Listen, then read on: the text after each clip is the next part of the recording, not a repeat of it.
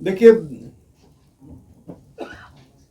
कुंभ को लेकर जिस तरह का बयान लालू जी का आया है, एक तो हर बात को लेकर राजनीति करना चाहते हैं लालू जी।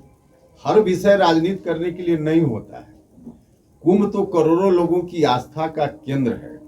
आपकी असहमति हो, ठीक है, उससे भी कोई एतराज नहीं है। किसी की सहमति हो, किसी की सहमति नहीं हो, यह एक अलग विषय है।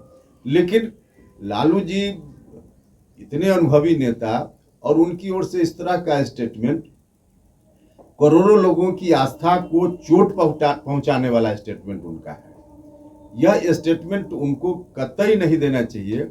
और हम तो सीधे कहेंगे कि इस तरह के स्टेटमेंट के लिए किसी व्यक्ति पर मुकदमा तक हो सकता है, क्योंकि हमारा संविधान कहता है कि किसी की आस्था को आप चोट पहुंचाने वाली बात नहीं कर सकते हैं, और लालू जी ने वही किया है। तो उनको इस तरह का स्टेटमेंट नहीं देना चाहिए। सर, बिहार कहते हैं कि लालू प्रसाद को आशीर्वाद था, हम उनके ही दिखाए हुए सपनों को साकार कर रहे हैं, इस साल हमारी सरकार बनेगी, सब बातों को कैसे देखते हैं?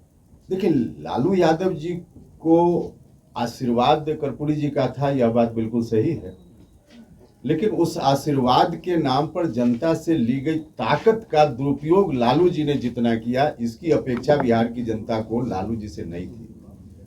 शायद जन्ना कर्पूरी ठाकुर जी की आत्मा कहीं होगी, वह भी उनके कार्यकाल को देखकर, उनके रवैया को देखकर परेशानी महसूस करती होगी।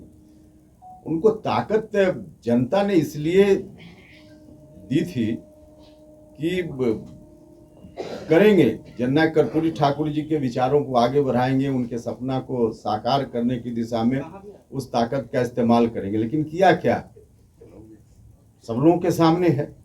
तो इसलिए आशीर्वाद जरूर था, लेकिन उसका दुरुपयोग उन्होंने। लालू जी ने भी कहा है कि हमारे रहते बीजेपी का शासन नहीं आ सकता है बिहार में। अभी तो लालू जी इतने दिनों से हैं, और फिर भी 20 साल से तो चल ही रही है सरकार ना। तो अब क्या इस बात का मतलब, 20 साल से सरकार चल रही है, अब कह रहे हैं कि हमारे रहते नहीं। भाई, अभी भी जो सरकार है उसमें बीजेपी और जेडीयू, एनडीए सब मिलकर है। बीजेपी की भी सरकार है, जेडीयू की भी सरकार है, और पार्टी एनडीए के अंदर सब पार्टी की सरकार है।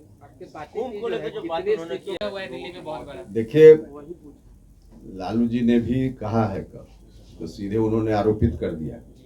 लालू जी रहे हैं रेल मंत्री, हमने कल भी कहा, उनको पता होगा ही। कहीं भी रेल परिसर या वहाँ कहीं घटना घटती है, तो घटना के बाद किन कारणों से घटना हुई, कौन दोषी है, इसके लिए जांच होती है। और जांच के उपरांत कौन लापरवाह था, किसका दोष था, पता चलता है। घटना हुई, दुखद घटना है निश्चित रूप से। इससे कैसे कोई, हम सब लोगों ने भी जब से सुना तो काफी दुख पहुंचा है, मर्माहत हैं। ऐसी घटना नहीं होनी चाहिए।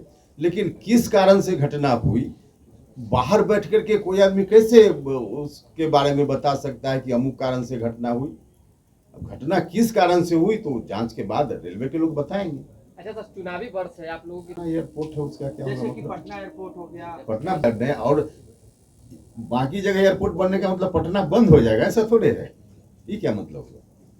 पटना का तो और डेवलपमेंट हो रहा है। इधर अगर हाल में गए होइएगा, आप लोग जाते रहते हैं, इतना बड़ा बन रहा है, शायद 2-3 महीना के अंदर उसका उद्घाटन भी होने वाला है। तो देखिएगा कि पहले का एयरपोर्ट और अब जो बन रहा है एयरपोर्ट में आप कंपेरिजन नहीं कर पाइएगा। इस तरह का पटना में भी बन रहा है, इसलिए इसका क्या होगा जैसा कोई मामला तो है नहीं। अच्छा,